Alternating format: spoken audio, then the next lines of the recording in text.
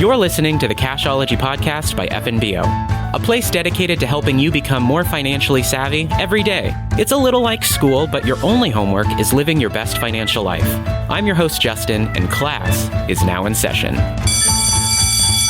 Hey, podcast listeners. I had an absolute wonderful time talking with Chris, and we even got to talking to more things after we, hit the stop recording button. So I do hope you take some time, pop into the show notes. Chris had some really great resources of other comparators of how, U.S. adults compare as it relates to financial literacy to other countries. So lots of great things that Chris had and brought to the table. Unfortunately, we just didn't get it all in the recording. So I hope you take some time to pop into the show notes and see some of that stuff.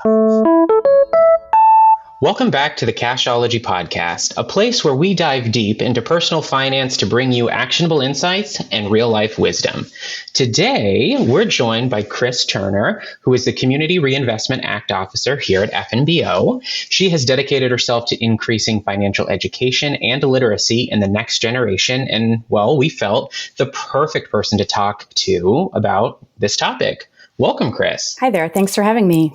Yeah, thanks for being here. Well, let's start with this. Tell us a little bit about yourself and explain what you do and why we're talking about today. Enhancing financial literacy in school is so important. All right. So I have always been in banking, everything from a teller to HR to compliance. And I think that over the years, I've been able to touch on financial education with lots of different groups.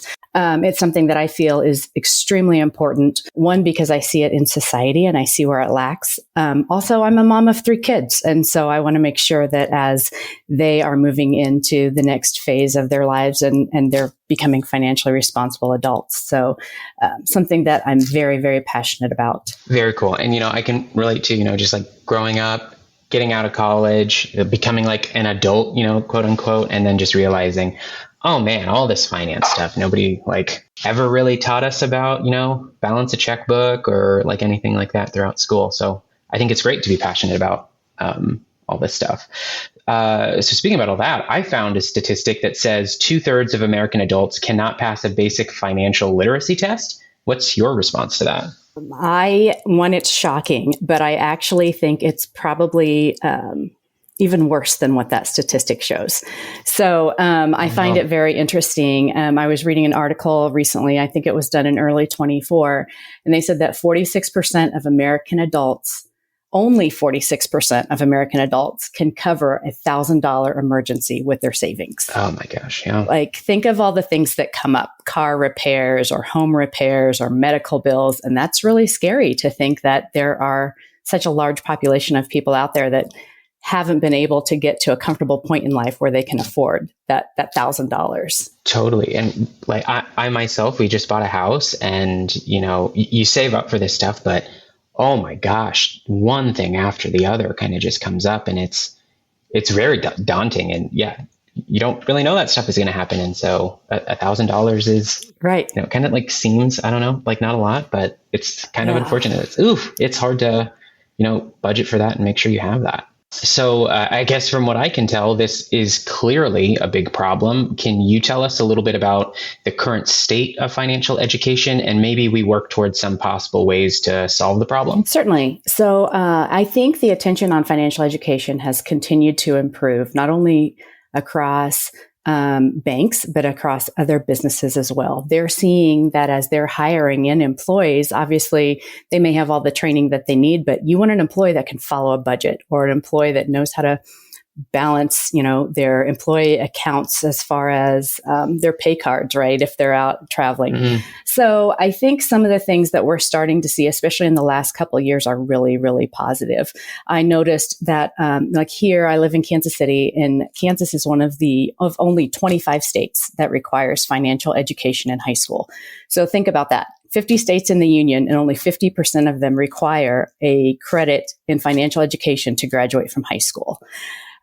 That's a little scary, right? You're sending these kids out into the world and they don't have a clue, like you said, about balancing a checkbook.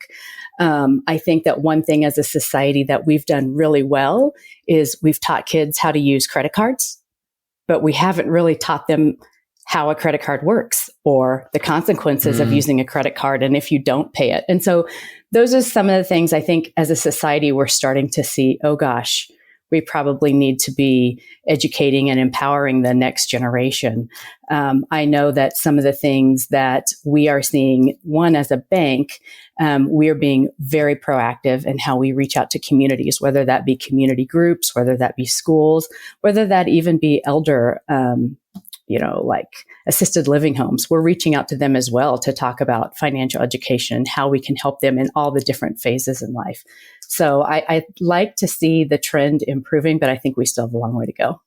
Oh, for sure. So now I'm curious with that. So at the bank here, then at FNBO, how long have we been doing like those types of community education events? Kind of like what kind of it does it all entail? And so I will say historically, FNBO has been very proactive in this area. I think it is something looking back over the history of the bank we've always done, but with the ability to reach consumers and reach communities through different means that doesn't all have to be in person. We're really finding ways to be kind of innovative in how we reach out. So we do things from participating in Teach Kids to Save Day, teaming up with local high schools, with local middle schools. I've even been to elementary schools talking about needs versus wants, which is a whole other conversation with kids, right? They don't understand needs versus wants.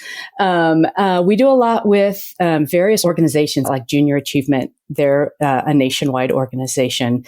And so we have bankers that are going out and working not only in classrooms, but they're going out and working with these organizations to work with kids and really provide like real life scenarios, giving them a budget and having them learn how to balance it, or giving them a fake job and earn a paycheck and having to learn how to buy groceries and pay bills.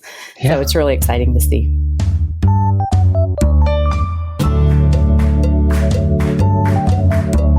What are the main challenges to implementing effective financial education in schools? Gosh, that's kind of a loaded question. I think there's a couple of different things that you can do, but I think some of the challenges are just bringing the awareness. So you think about all the different courses that you can take in class or in school, right? And I think of the school district that I live in, kids can take Spanish, they can take French, they can take Chinese, and they're all taking ways to improve their English. But nobody really talks about like the language of money, right? And I think you have to kind of look at that and say, okay, what is something that these kids need that's going to provide for them in the future? And so it's really kind of starting that conversation.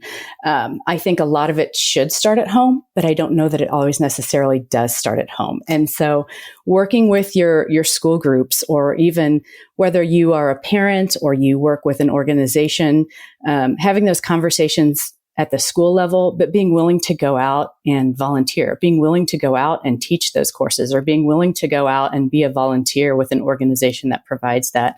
I think that's one place to start. I know that some of the things that I've seen businesses do is they'll go into areas where maybe there are schools that have the option of doing financial education, but maybe it's not a requirement. And so they find a way to team up with that school, and maybe they're incenting the school to do financial education in some ways. Interesting. 50 states, only 25 have financial education requirements, right? Yeah. So if you're not providing financial education and you're receiving funds from the state, obviously that's not going to work. You have to provide the education to get the funding, right? But what about those other 25 states? And so I think in some areas I've seen it's been really unique where organizations will team up with school districts or with schools, and they'll go in and say, look, we would like to provide this, and here's what we will do for you in order for you to allow us to come in. And it's not really there to push products or to push their company, but they're really seeing that as a need and wanting to give back. Man, yeah. That's really cool. Because like I said, at the top of the podcast, I look back, I don't remember having any kind of like formal education in this, but some of what you had said too, of a lot of this starting at home. My mom used to beat into everything is cash, right? Like kind of, you have cash, once it's gone, so hold on to it. And still in some ways it's that way. And, I've evolved to like how to effectively and appropriately use a credit card, right? It's not just free money. that's just out there, right? All right. And so a lot of that stuff is like translated really well, but the lack of that in a formal education, setting, not everybody was probably as lucky as I was, right, to have my mom. Yeah. Kudos to your mom for doing that. Hi, Mom. I won't tell. I won't tell you my age, but like I remember being younger, and you had the toy cash register. Oh yes, and it had the plastic coins and the paper bills. And if you were playing store, you actually the money went away, right? Uh-huh. If you walk into any store now and you look at toy cash registers, it's all just a piece of plastic. Mm-hmm. And so they're just swiping a card. And that's what we're teaching them to do is, hey, you just have this card and you swipe it. But there's really no conversation on the back end of, well, where does that money come from? Mm-hmm. And what if you don't pay that back? Yes. Yeah. What can it lead to? Yeah. Very tough life lessons, I could say from experience. So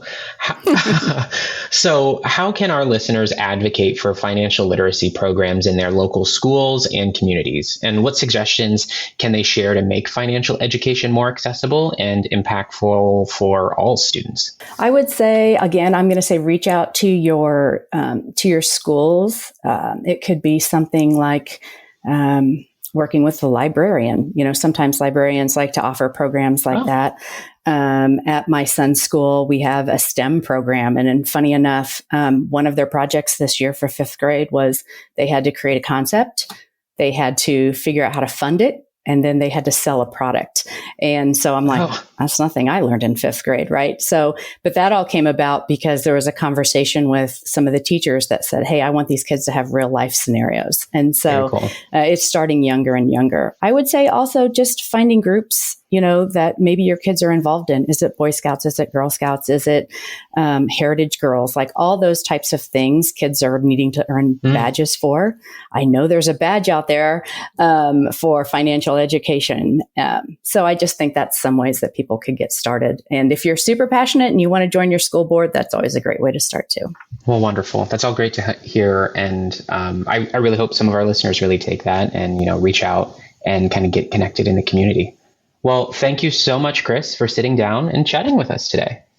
Absolutely. And I think one more thing for our listeners to take away. Oh, love it. Call your bank, right? I know we're not the only bank that does this, but we would love to be the bank out there that's having those conversations. Mm-hmm. So reach out. We've got branches all across various states. We can do it in person. We can do it virtually. And we're happy to present, whether that be a school event, whether that be just, a scouting group, or if you're just a teacher that's looking for ways to, get more information out to your own kiddos. Just give us a call. We're happy to set something up. Yeah. So if you're a listener and you're close to one of our branch locations, give us a call, hop on to FNBO.com. You could find your closest branch location phone number. And maybe we could even get you connected with Chris. So absolutely happy to do it. Yeah. Thanks again, Chris. Thanks for joining. You're so welcome. Thanks for having me. So if there are any more resources you're looking for, check out FNBO.com, or you can subscribe to us on YouTube or on your favorite podcast platform. Consider giving us a rating or review, as they do help us get the word out. And remember, our discussions are designed to inform and inspire. For personalized advice, we always recommend consulting a financial professional. Hopefully you choose FNBO, but we do recommend consulting with a financial professional regardless. Until next time, keep on making smart financial choices, and thanks for listening to the Cashology Podcast. Member FDIC, Equal Housing Lender. Podcasts are for informational purposes only and not intended to provide specific advice or recommendations. When making decisions about your financial situation, consult a financial professional for advice. Podcasts are not regularly updated and information may become outdated. Deposit products are offered by First National Bank of Omaha, member FDIC. Investment products are not FDIC insured, not a deposit or other obligation of the bank. Not insured by any federal government agency. Not guaranteed by the bank, may lose value. The Cashology Podcast, copyright First National Bank of Omaha.